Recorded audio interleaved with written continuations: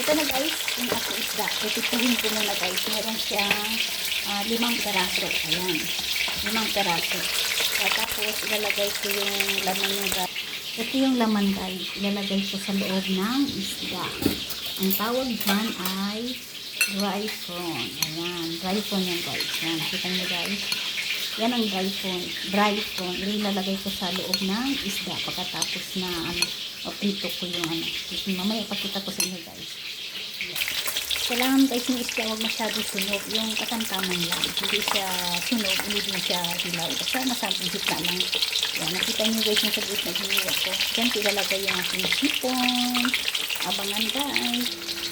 Yan. Babalikan na natin yung isda guys. So kailangan ng kawali guys. Pag magprito ko yung isda mainit. Para hindi siya makalsikan yung masyado yung oil ba.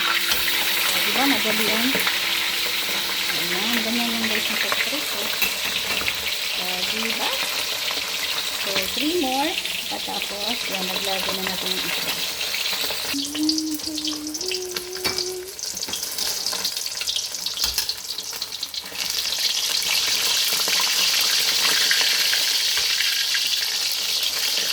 Ayan, guys.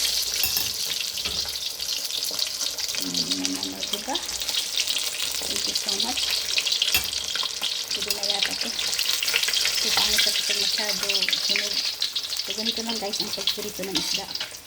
Hindi masyadong toasted. Katamtama lang tayo. Ayan. At syempre, maglalagay naman tayo ng panibagong isda.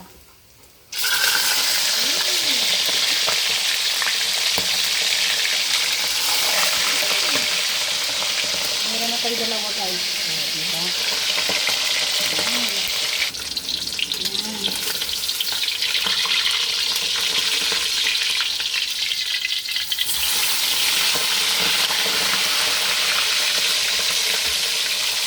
Ito na guys yung sauce para sa ating isda.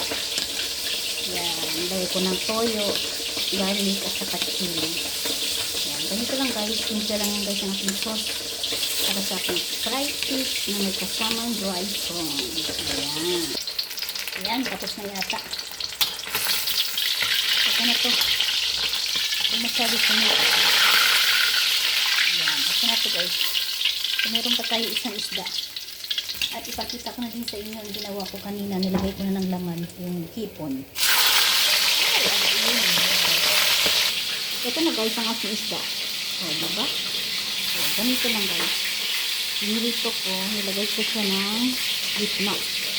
Ayan, ito. O, diba? Nakita nyo guys? So, yan ang aking isda ngayon. May kasamang sausawan. Ayan, ito.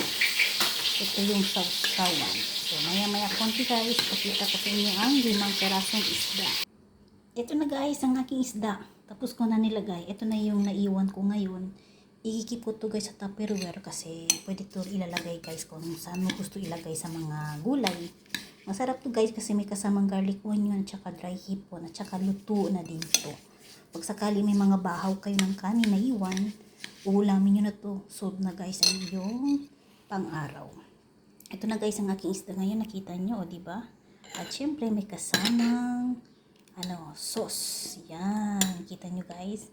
So, ganito lang guys ang aking simpleng panggabihan ngayon na fried fish na may kasamang fried prawn sa loob ng katawan ng isda. O diba? So, ganito lang guys. Maraming salamat sa walang sawang manonood sa aking mga video. God bless everyone guys. Bye bye.